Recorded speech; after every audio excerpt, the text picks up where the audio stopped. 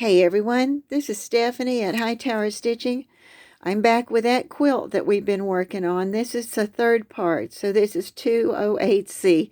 I'm sorry to do it that way and have it in such sections, but it really makes sense when you see how you do the beginning and how you do the next part. And now you're going to see that I have got my quilt top fixed. This is the paper. This is the page from the book that shows you how the center square, that light colored square in the center, fits. And the longest diagonal strip is when you get to row 12. And you're going to be glad when you get there, and you're going to be glad when you leave it. But by then you've got such a system for putting the pieces in there that it goes pretty good. You just have to get really patient right there.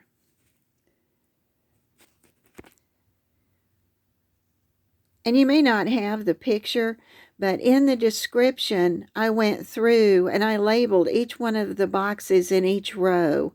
So that should help you, and then you'll start to see them as you move through there.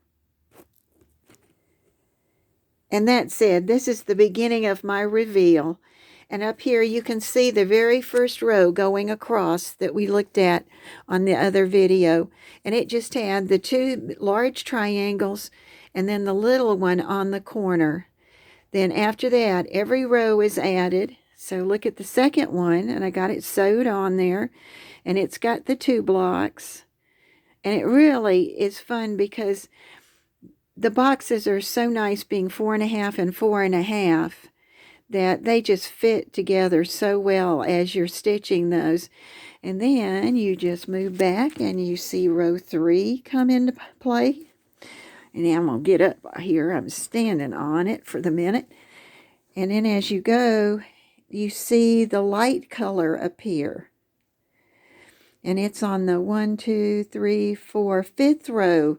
You have the first block. And then after that, you have the next block. And what's so funny is those, you can see the rows, and then you really don't tell where it fits until you sew it to the row before it. And it continues all the way across with the row going down of the light and the row going across the top. And it's wrinkly because I pulled it off my machine, because this is made out of fun leftover materials, and it's just going to be a fun quilt. I'm doing it on the sewing machine, and there's a lot of simple ways that you could do that, going from corner to corner with just your straight stitch. If you have a walking foot, that would make that really easy. And I'll show you what I started. What I finally did is I had seen a pattern that had this great star look that you go through the boxes, and it's a variation on the orange peel. So instead of just going straight and making a half circle or half moon, you think of the heart, and you go and you do the top of the heart and you swirl in. You do the top of the heart and you swirl in. And just like with the orange peel, you can get it where you can go all the way around all 4 of these blocks before you stop. And this would be a fun one to do hand stitching, because once you made yourself a part of a heart that you like that fit in there, you could just take and outline it and then hand stitch it through there, and it would have a nice look to it. Then I said, well, then I've got to come up with something green for the green. So I went ahead and I did a feather pattern. I like doing the feathers, and these rows you could add from one and then go to the next, and then came up with just a flower to put in the corner. The next part I've got to do is come up with what's going to go in the green, the light green blocks. And that might be some more feathers, because that would just go along with the pattern. But this has really been fun, and it's nice that it started so small and it got big, and then it got small again as you got to the end. And I even thought one time about, well, maybe I should have started at the other corner and might work my way in.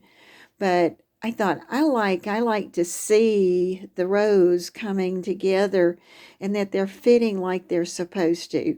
I can't imagine starting at the other end and then all of a sudden you can't ever tell when you're quilting when something will happen and you'll get off. So I just kept going from row to row as I went through there.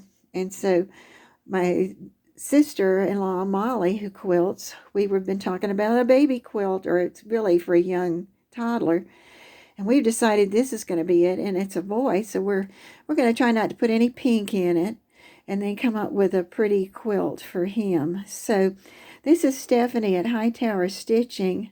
Sorry about the wrinkles, but you can see my sandwich is put together, and I pulled it off of the machine.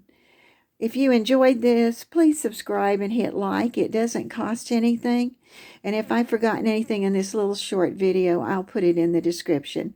Thank you for watching.